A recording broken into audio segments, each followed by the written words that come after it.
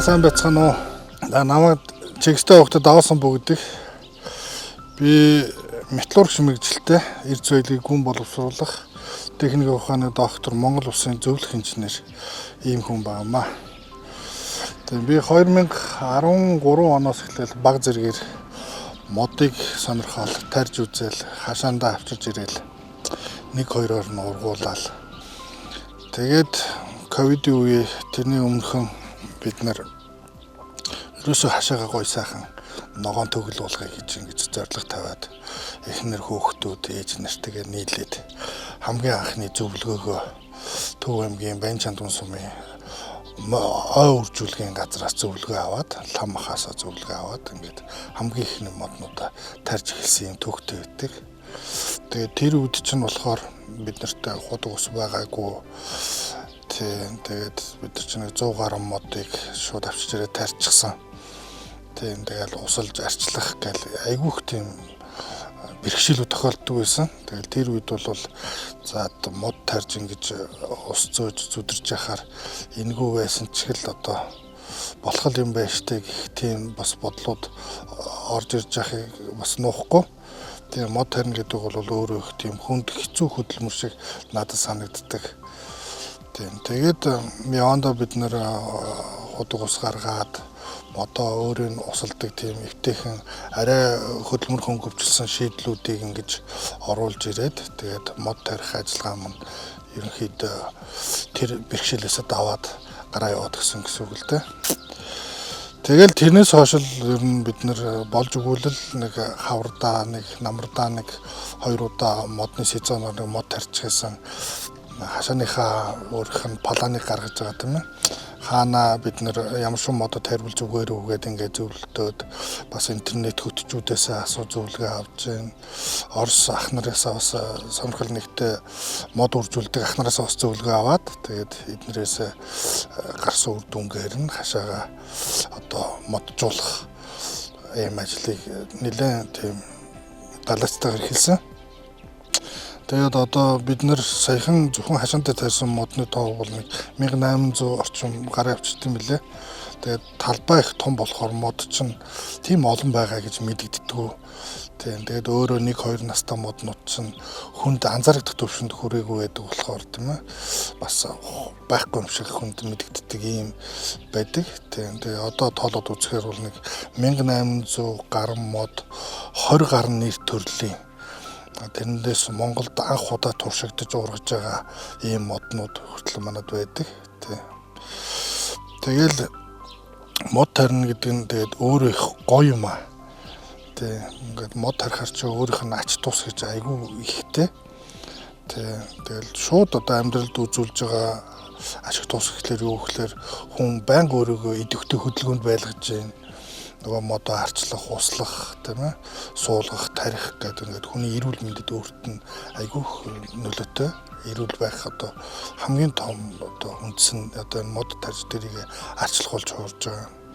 За хоёрдугаарт мод тариад эхлэхээр чинь экосистемд айгүйх өөрчлөлт үзүүлдэг. Тэгээд одоо модгүй газар одоо 130 хэмийн халуун ингээд байж ах юм бол модоо тариад ингээд ургуулсан газар ингээд ороод ирэхлээр 18-20 градусын юм сэрүүхэн ийм гоё чиглэг уур амьсгал мэдрэгддэг. Тэгээд тэрний доор чинь хүн гэлтгүү тийм ээ. Нохоо шувуу амьтад хүртэл шувуу хүртэл ингээд тэр сүүдэрт чинь бараадаж ингэж амьдэрдэг. Тэнд нь чийг хургадаг.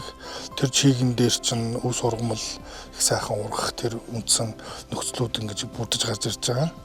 Мод ургуулгын их сайхан тал нь юу гэдэг вэ гэхээр их сайхан цэвэр цэнгийг агаартай байдаг. Мод ч өөрөө дуу шууганыг тусгаарлах зүйл болж байгаа. Бас тоосчлтын эсрэг судлаад байгаа нэг 50 орчим хувиар 40-50% тоосчлтыг бууруулна. Дуу чимээг нэг 60-70% дарна гэж байдаг байхгүй. Тэгэхээр ер нь л ингээл орой ингээд 50 байж ах үед ганцхан модны навчсны тэр сэрчхнэх чимээ сонсоод ингээд сууж яах гэдэг бол тийм их гоё таатай сайхан мэдрэмжүүдийг хүнд төрүүлдэг. Тийм бус хүмүүс ч гэсэн бас тэгж ярьдаг. Энэ арай л бас модтой газар арай гоё байх ингээл. Тэгэл улсууд ч нөгөө ой мод руу яагаад л салхинд гарах гэж зүдээд тэр гоё мэдрэмжүүдийг л өөрөөсөө авахгүй л тийм ээ. Тэр модтой хостой газар л бол яваад байдаг. Тэгээд надтай адилхан бас мод сонирхож тарж ургуулдаг улсууд яг энэ мэдрэмжүүд байдаг бох. Тэднэрт бас ийм мэдрэмж. Энэ мэдрэмжийнхээ хойноос л тэд нэр олон мод тариал тэрийг ургуулчихсан, арчилчихсан гэдэг ингээ яваад байдаг бох гэж би ойлгодог. Ер нь бол дөрвөн удирдал бол аль нь ч хамгийн сайхан удирдлууд, муухай удирдал гэж байхгүй. Тэр ялангуяа намрын удирдал бол хамгийн сайхан удирдал нь. Одоо хэдийгээр моднууд маань ингээд навчааг өгөөд ингээд унтж байгаа ч гэсэн одоо эн чинь хавар дахиад навч нахаагаад илгээл гарч ирдэг. Тэгээд намрын удирдлын нэг модчин улсуудад алдж болдгоо зүйл юу гэхээр намар тарьсан мод бол хавар их сайн ургадаг.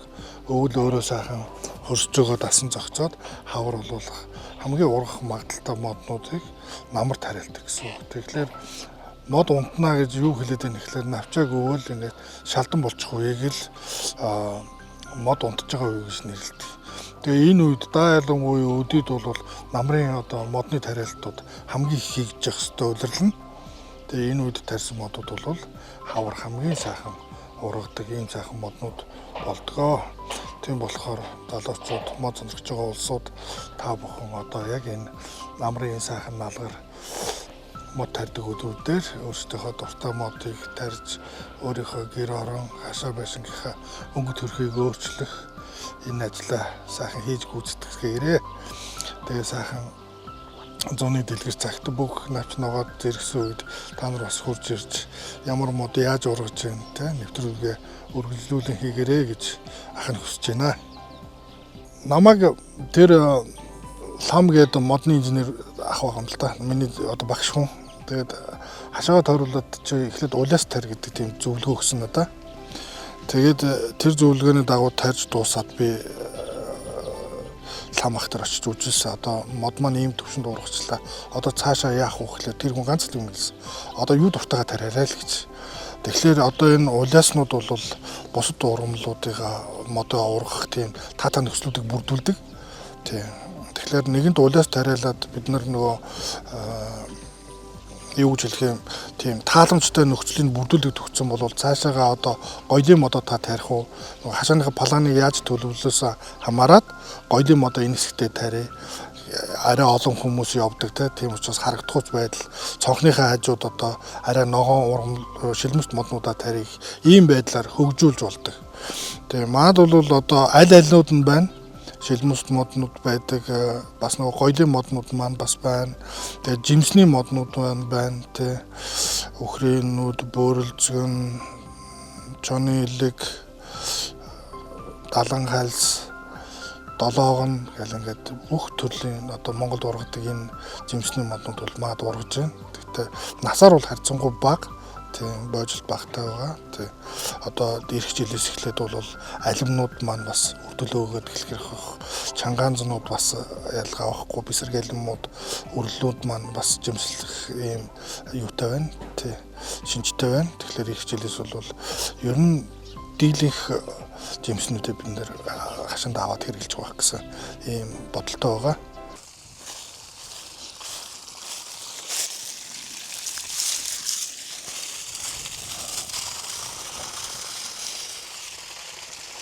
Эндээс эхэлж ийм усалдаг ийм сувг татсан байхгүй. Тэгээ энэ нүүл ингээд дангаар нэг нэгэндөө нь очиж ингэж түүж усалдаг.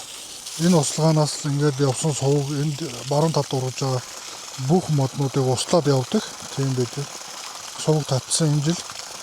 Тэгэхээр энэ сувг татах нь их гоё юм байлээ. Юу гэхээр нөгөө зам дагаад хөгжил гэдэг шиг энэ сувгаа дагаад энэ маш олон яг тийм гойгоо ургамлууд ургадаг юм билээ. Миний урд нь анзаарж байгаагүй тийм ургамлууд айгүй ургасан байсан. Одоо энийг ингээ усгүүдээ. Наад ус одоо тэр ус ингэж яваад энэ завсраар гүүгээ явдаг байхгүй. Зам болохоор айгүй инээдтэй юм билээ. Инээдтэй жоох шуудуугаар ингээ ус явахаар айгүй зүгээр юм билээ. Мод тарих, ургуулах хоёр гэдэг ийм хоёр янзын зүйл байдаг. За мод тарих бол их амархан. Юу гэхээр нөгөө 5 дахь өдрийн орой гараад бужигнаал нөх ухаалд орон суулгачаал яваад гэж байгаа байхгүй. Тэгээ энэ бол тарих зүйл явцсан болоод өнгөрч байгаа. Тэрийг цаашаа тордож ургуулна, тэндээс навч жимс аавна гэдэг хэлэхлээр хүнээс зайлшгүй цаг зав, мөнгө хөрөнгө хичээл зүтгэл ингэ шаардж тэрнийхээ төлөө одоо яг л нэг хүүхэд ингэ төрчгөр хүн болгож аавна гэдэгтэй адилхан яг ийм ажил тэнд явагдаж эхэлж байгаа. Тийм эхний жилүүддээ бол ургалт мэддэггүй тийм ээ нөгөө хөрстөгөө танин зогцоод дасан зогцоод өнгөрдөг ийм тохиолдлууд бол байдаг моднууд мод болгон тийм өөр өөрсний тодорхой хугацаатай. Тэгэхээр бид нэр энэ хугацаанд л тэр модыг л маш сайн тордож чадах юм бол цаашаа мод ургах тийм гоё тат орчныг бүрдүүлж өгч байгаа. Энэ хооронд бид нөгөө модоо за энэ ч урахгүй юм байна да. Эсвэл энэ ч удаан юм байна да. Эсвэл би одоо ажилтай хүн энийг ингэж малалж чадахгүй юм байна да гэж ингэж орхидох юм бол тэр яг л мод тарьсан мэт болж байгаа юм. Тэндээ хатна тий. Аздаа нэг нь ургаж магадгүй тий. Азгүй нэг нь бол тэндээ хатаад ингэж цаашаа урахгүй гэдэг сонирн байдал үүсдэг. Тийм бид нар бол моднуудаа одоо өөрийн юм болохоор ингээд харж агаад за энэ одоо арай л бордоо дутаатай байна. Энэ бол ус чийг нь дутаад байх шиг байна гэд.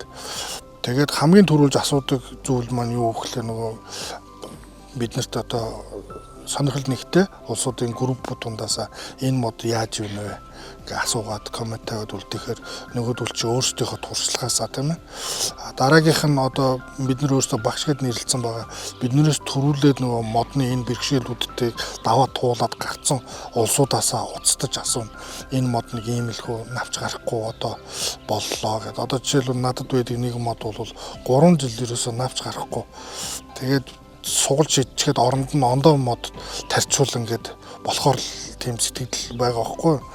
Тэгэхээр тэрэнд айгу төвчээртэй услаал нөгөө 7 хоногт нэг усласан бол тэр услааг нь хийгээл жоохон сүйдэрлээд өг гэх юм бол нөгөөдгөө сүйдэрлээд нарны гэлээс хамгаалаад ингээд ахлаар нөгөө мод чинь нөхцөлөнд хараад ирэхлээр ингээд босоод гараад ирж байгаа. Тэгээ тэр үед хүн айгуух баяртай байдаг. Нөгөө магадгүй эмч хүн хүнийг ингээд нэг үхлийн тийм үед нь ингээд эдгэрүүлээд босгоод гараад ирчихэж байгаа юм шигтэй хүнд тийм гоё сэтгэлүүд төрдөг. Тэгэхээр цаашаа улам нөгөө модод тарих юмсан те энийг ингэж тарьдаг гэд. Тэр туршлагуудаасаа бас те хүмүүстэй хуваалцаж та нар энэ үед нь бити тэгж орхиороо алдаараа энэ үед нь ийм усаар услуул зүгээр шүү гэдэг туршлагуудаа хэлж өгөх тийм гоё сэтгэлүүд хүнд үлддэг. Тийм байна. Тийм болохоор ерөөсөө хүн өсгөх тэр хүн эмчилж байгаатай адилхан модчин улсууд бол бас тийм. Тэгэл энэ модыг нэг ургуулад үзчихсэн. Энийг яг үрээрнээс нь ингээд мод ургуулж үзчихсэн. Монголд энийг гаргachвал мөн гоёо гэл. Тэгэд улсууд чинь өөр өөрийн нэг жижигхэн нууцтай тий. Би бол одоо зөвхөн тэр модыг ингээд энд модыг ингээд тариад ингээд нутгшуулаад Монгол болгочихсон гэсэн юм. Өөр өөрийн тийм хүсэлтэй тийм улсууд байдаг байх гэж дотор боддог. Надад бас тийм өөр ингэсэн хүсэл байдаг тий. Энэ бөөрөлжгөн жимсдэг моднуудыг энэ Баян Чандман суманд тарих нь их надад их тийм сонирхолтой санагдаад байгаа. Яг тэгэхээр Баян Чандман сум нь өөрөө манай энэ бидний амьдарч байгаа сум нь өөрөө тийм оройтож хүүцэн салхитай салхиар салхилдаг. Тэгээд тэр салхи нь юу гэхээр одоо энэ жимслэг төрлийн ургамлуудын цэцгийг хөлдөөдөг нөгөө цэцгүүдийг ч хүчтэй салхилсаар хагаад хөлдөөгөөд унгаачих юм бол жимсэлж болж өгдөггүй нэг тийм манад тийм дутагдaltaй талтай Баян Чандман. Зүгээр хүнсний ногоо бол тэр доор байж байгаа учраас арцсангуу сархинд нэрвэгдэх тухайн үед салхилж явах үед нь яг тэр нөгөө жимсний цэцгүүд гараагүй байдаг учраас тийм ээ. Тийм эрсдэл багтаа гэсэн үг байхгүй.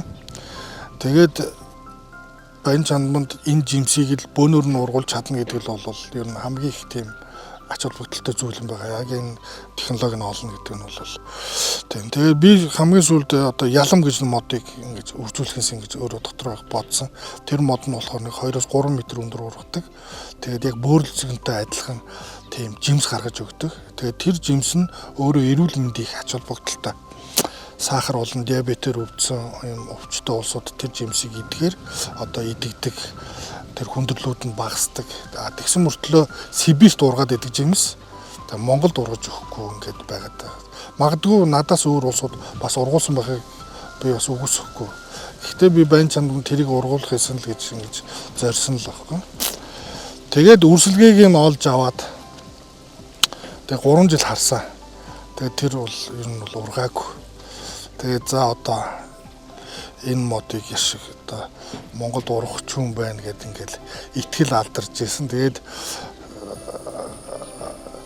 хамгийн баяртай юм юу гэхээр энэ жил нөгөө хавар мод маань навчилсан.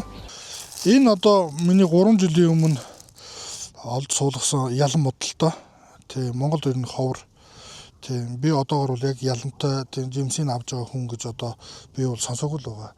Бидний нөгөө мэдээлэл хуваалцдаг групп өдр дээр бол ийм ялан мод өршөд боож болцсон хүн гэж сонсохдохгүй байгаа. Тэгэд энийг анх авчиж ирээ суулгаж байхад ерөөсөө ийм дан ийм л одоо ийм л ганц л ийм ишил ирсэн л дээ. Тэгэл эн чинь одоо 3 жил болж байгаа. Тэгээд нодлон гинт навчлаад би тэгээд айгүй баяртай байгаад. Айгүй бол би барыг урд нь төсвөр ингээд алдраад энийг ингээд суглаад шидэд оронд нь тоонд нь өөр мод ингээд тарьчаар тийм хүртэл сэтгэл төрж исэн байхгүй юу. Тэгэхээр мод гэдэг чинь болохоор нэгэл тарингуут л одоо халгаа шарилж марилж болгохтой адилхан жилийн дотор л намрын дотор л ингээл сэгсийгээл хашаагаад авч ургаад байдаг тийм бас ургамал өөрөө биш юм.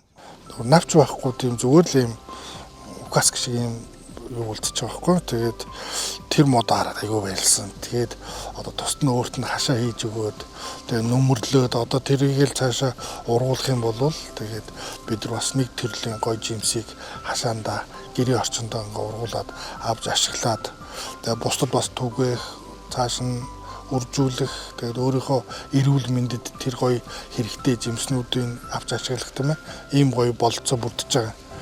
Тийм тэгэхээр ийм бас улсууд бас олон байд юм шиг үлээ. Тэгээ өөртөө бас нэг зорилго тавьсан. Энэ манжингэл нэг өрсөлдүүлчмээр байна.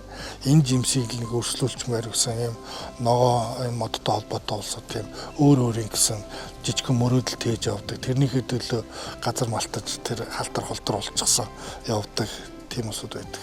Бид нар бол анх эхлээд ямар надад тийм рефлекс байсан гэхлээр нэг мандрин идчихэл үр мөрн гарахаар ингээл цэцгэн дотроо хийчдэг. Хаяхаар бас муухай санагдаад надад үр аян ихлээ. Тэгэл цэцгэн савнд хийгээл мандрин, грейпфрут, апельсин, тэгэл чинжүү өдрийн үрнүүд ингээд гарахаар байшинд байхдаа нөгөө цэцгийн савнд хийгээд орхичдаг гэсэн. Тэгээд санамсаргүйгээр нөгөөдөл чи ургаад тэгээд үрлийн чи ургажлаа тааламжтай нөхцөл нь ургаад. Тэгээд энэс хойш л ер нь нэг тийм үр байвал буулаад ургуулж үзчихсэн гээл ингээд сонирхоод байдаг. Ямар навч гарах нь уу гэд. Тэд нар нь бас нөгөө дамаа нөгөө хүүхдүүд үр ач нарт их сонирхолтой мандрин идж байгаа л өрн болцохоор тэндээс мандрины мод ургач нь гэхээр хүүхдүүд айгүй сонирхдаг. Тэгэл ингээл байглаа хайрлах нэг тийм гоё тийм хүнд төлөвшлүүд ингэж үүсч эхэлдэг. Тэгэж явж байгаад одоо энэ самрыг шууд хөрсөнд тарьж үзьгээд бид нар хид хідэн аргаар туршиж үзсэн. Эхнийх нь болохоор одоо шууд хөлөмжин дотор тарья. Дараагийнх нь болохоор шууд гадаад талбайд тарья. Гурав дахь нь болохоор шууд нөгөө ой дотор нь тарья. Энэ төр нь аль нь яаж ургах нь уу гэд ингэ сонирхож үзсэн. Тэгээд энэ туршилт бол нэг ойролцоогоор 5 жилийн хугацаанд үргэлжилсэн. Тэгээд хөлөмжин дотор эдэр бол тарихаар ургаал гараад ирдэг. Ялгаа واخгүй л ургана. Энэ хаац сайгуул ургаад гараад ирдэг тий. Тэгээ энэ дотроос хамгийн их өгөөжтэй нь болохоор шууд байгальд нь өөрийнх нь хөрсөн дотор нь тэр мод амьдардаг газар нь ингэж ургуулах нь хамгийн их гоё. Тэрийг бол дахиж бид нар хөлөмжнөөс нь суулгаж бортголоо л тий. Ингээл үнцийн хөндөөл дахиж цааш нь ингэж явуулаад авахгүй гэсэн. Шууд л яг ургах ёстой газраа л тэр маань өөрөө ургаад ингэж эхэлнэ гэсэн. Ийм л санаатаагаар хийсэн. Тэгээд аль туршилтууд нь амжилттай болсон. Яг энэ дундаас хамгийн тийм амьдрах чадвар муутай байгаад байгаанууд нь бол тэр хөлөмжин дотор ингээд бөөцөлөөд өсгсөнүүд нь те нэг жоохон гараад ирэхээр амьдрах чадвар багтай хоёр үрслэг суулгах юм бол нэг нь ургаад нэг нь хатаад авч байдаг юм те. Ийм байдлаар эрсдэл ихтэй харагдаад байдаг. Бусд нь бол яг тэр 100% ургаад цаашаа яваад өгдөг юм байлаа. Манайх ч хошмодоо өөрийн самраар ингэж үргэлжлүүлдэг. Энэ бол энэ жилийн намрын үргэлжлэгээ ингээ харагдаж байна. Тэ яг ийм самар, энэ самрууд нь болохоор нөгөө миний хэлжсэн Төв аймгийн биш ерөөгийн Сэлэнгийн ерөөгөөс их тамираас ирсэн юм самарнууд. Тэгээ энэ самрууд ингээд намар ингээд хөрсөндөө ингээд хөлдөөд ингээд үйлждэг. Тэгээд одоо энэний дээрээс яадаг вэ гэхээр навчаар ч юм уу аль эсвэл нөгөө муудсан шар өвсөр ингээд хуучилт хийгээд тэгээд энэ үрслэгээ ингээд өвлжүүлээд үлдээж байгаа маа энэ намар бол. Тийм тэгээд энэ хөрсөн дээр чинь одоо жишээл энэ талбайд 1 м орчим талбайд орчим нэг 4500-аас 9000 ширхэг өвөр энэ дотор байгаа. 4500-аас 9000. Тэгээд эднэр маань ингээд хавар болоод эхлэхлээрээ сайхан өрслөөд соёлоод гараад ирнэ. Тэгээд цаашдынх нь арчилгаа хийгээд ер нь энэ талбай дотроо бол нэг ойролцоогоор 3 жил хэрэттэй амьдарч байгаа.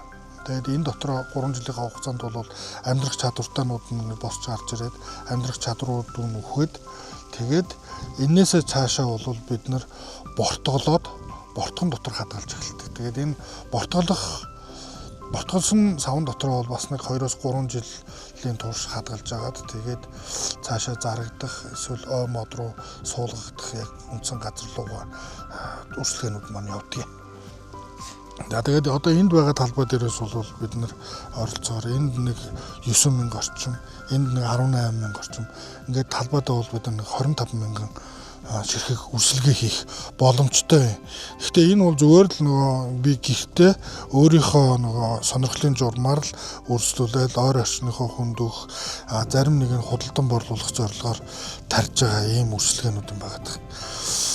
За одоо энэ ногоороод байгаа энэ талбай дотор бол одоо яг нөгөө саяын бидний тарьсан үрслэгээнүүд одоо энд ингээ харагдаж байна. Одоо та нар ингээ харах юм бол энэ ингээ 3 жил болсон үрслэгээнүүд. Энэ байж. Ингээд энэ үрслэгээнүүд маань ингээд бортгологдоод тэгээд энээсээ цаашаа арайч илүү түргэн томорч босно энэ үрслэгээнүүд маань. Ер нь бол энэ хошмод тариалдаг улсууд юу гэх яадаг вэ гэхээр ер нь хөрсөн дотроо нэг 3 жил болоод энэ хооронд л нааш цааш нь шилжүүл суулгах үйл явц явагдахгүй байвал хошмодонд өөрт нь их сайн гэж тэгж үздэг.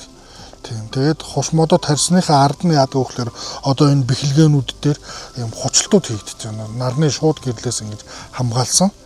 Тийм хошмод ч өөрөө болохоор уулын ар өөр хэсэгт нь хүүтэн, сэрүүхэн тийм нарны шууд гэрэл тусах тийм орчноос хамгаалагдсан тийм газруудад байдаг. Одоо байгаль дээр ч гэсэн ойлгомжтой шүү дээ. Тэр том модноос унсан самар яг тэр доор нь урган ихлээр чинь тийм нарны шууд гэрэл бол тийм хол тийм газар ургах зорилттой юм хөтөд байна. Тэгээд энийг Баян чандган суманд бид нар ингээд сонирхож тарьж үзээд одоо эднэр бол 3 жил болцсон ийм үрслэгээнүүд байгаа маа. За одоо би та хэдэд бортголсон үрслэгээнүүдэд харуулъя. Одоо энэ бол сая нөгөө талбай дээрээс ингээ бортголоод ингээ суулгацсан үрслэгээнүүд 3 настай. Одоо энийг ингээд айлууд хүмүүс албан байгууллагууд юм уу тийм ээ өөрсдийнхөө тарий гэсэн шилмүст мод тарих сонирхолтой улсууд бол өөрийнхөө тарий гэсэн газарт нь аваачаад шууд бортгоноос нь уураад суулгачдаг. Дахиж хөрсөн мөс шилжүүл суулгах хэрэггүй шууд энэ бортготой нь өөрийн тарьж болох тийм нөхцөл бүрдчихэж байгаа гэсэн үг.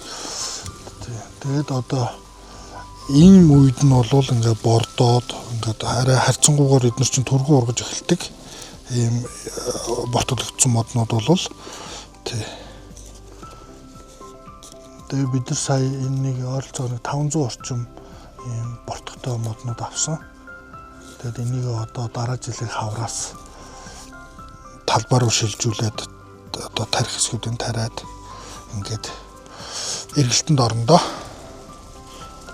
Тэгээ бид нар чинь нодлон зөвхөн бид нар өөрсдөө л миний ойр дочны, миний дүүнэр, миний ангийн хамт олон 10 жилийн ангийн хамт олон бидний найз хөгшчүүл бид нар ингээл зав гарсан үедээ нөгөө самраа худалдаж аваад манай хушнууд ч хамгийн одоо сайн хушнууд нь Архангай их тамир орчмоор одоо энэ сэлэнгийн ерөө орчмын энэ хуш моднууд юм үр сайтай чүмэг томтой ийм гоё моднууд байдаг хгүй. Тэгээ тэрийг бүр яг албаар тэр газраас нь ахуулаад авчиж ирээд тэгээд Төв аймгийнхаа Баян Чандман сумын тарьж байгаа бид нар. Тэг.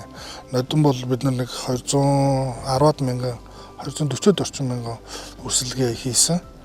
Тэгээ энэ жил бол бид нар бас Чандман хуш гэдэг жижигхэн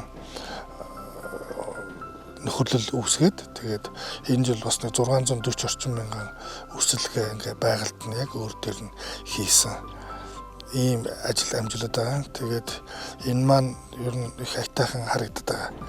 Тэг урагчж болцохоор зарим нэгэн солио гараад ирсэн. Тэгээ яг энд хамгийн их хортой зүйл нь болохоор нөгөө бэлчээрийн мал аж ахуйтай манайхаа.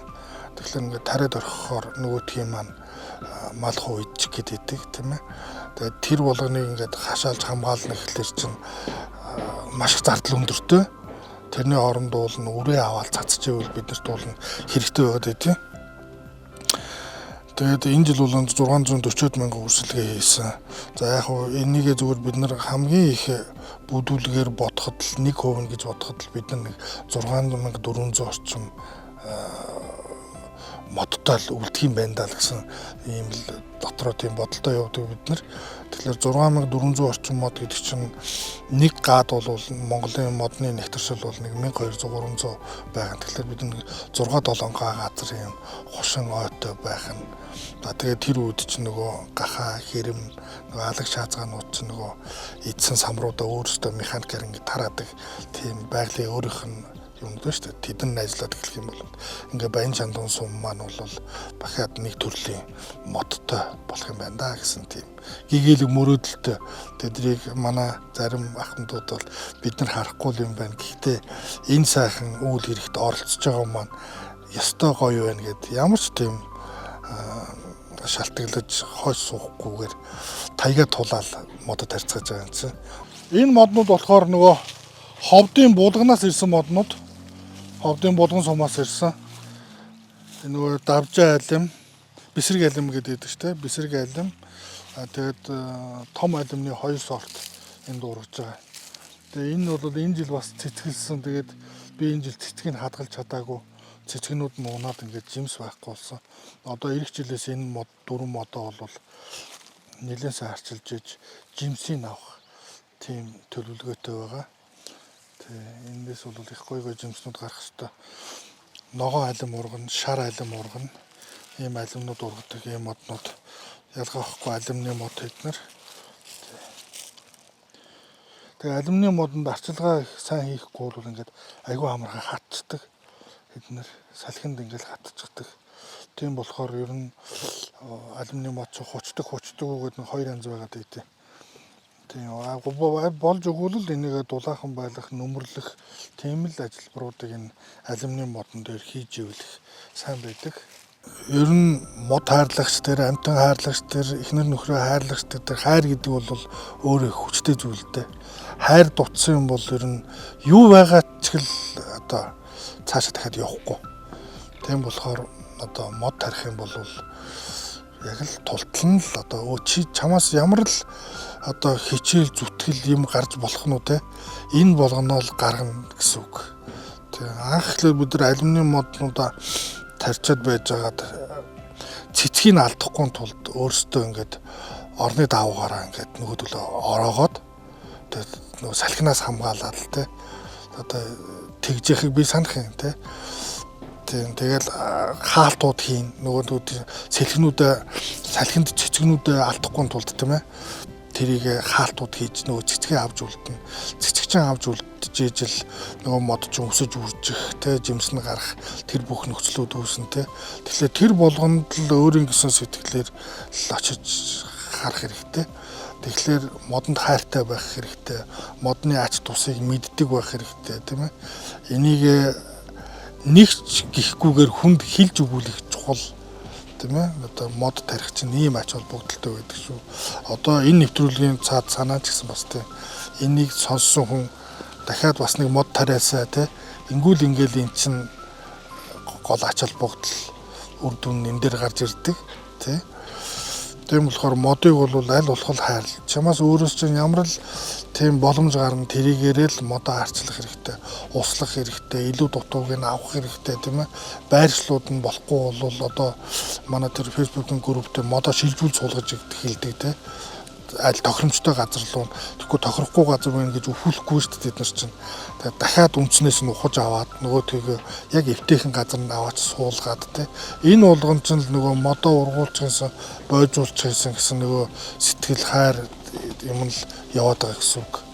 Гижээж л мод урган тэрнээс зүгээр нөгөө хагас бүтэн санд хурж ирэнгүүтээ шоудж жагаад булаа явсан мод чинь те хайргүй болохоор тэгэл урахгүй үлдчихэж байгаа. Тэгэд манайхан чинь төгсөөд явах гэж байгаа улсууд л мод тарьцдаг шүү дээ. 10 жилээ төгсөөл за баяртай сургууль мөн ихлээр нэг мод суулгach явцдаг. Тэр төгсөгчд эргэж нөгөөдхөө услах юм уу? Тэ ер нь услахгүй тал нь л их шүү дээ. Тэгэхээр сургуульд орж байгаа хүүхэд чинь харин модод тарьчаа те. Жил болгон нөгөөдхийгөө усалж явсаар хагаад 10 жилийн дараа миний мод сургуульд ороход ийм байсан бол одоо миний мод одоо миний улаас нүд шиг 10 жил болцсон те. Дахиад хийж өгөхгүй төвшөнд хүрсэн. Ингэж л гоё зохиож тэрэнд гоё сэтгэлээ гаргаж зөв менежментийг олж хийх нь л зөв гэж би хардаг. Монгол хүний чинь орос хүн ч гэсэн ялгаагүй юм билээ. Эр хүн бол төрснөх чинь нэг мод таригддаг. Хүүтэй болоороо нэг байшин бариараа гэл тэгдэг.